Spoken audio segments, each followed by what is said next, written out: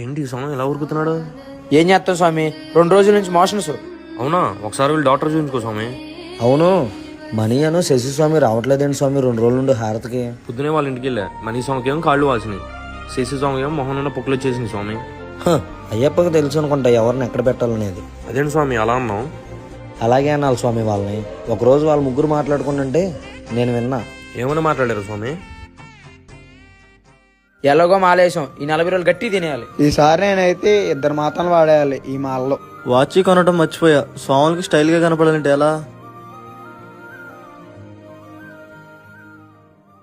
అయితే ఇలా జరగడంలో తప్పలేదు స్వామి. ఇలా వీళ్ళనే కాదు స్వామి, మాలేసుకున్న కొంతమంది స్వాములు ఇలాగే ఉన్నారు. ఒకప్పుడు 9% దీక్ష కోసం మాలేసుకునేవాళ్ళు. అదే ఇప్పుడు 9% మాతల కోసం, తిండి కోసం, ఫ్యాషన్ కోసం మాల వేసుకుంటున్నారు. మనం ఏం చేయక్కర్లేదు, అంతా చెప్పి చూసుకుంటాడు. ఉదాహరణ మన స్వామిని చూసాం కదా.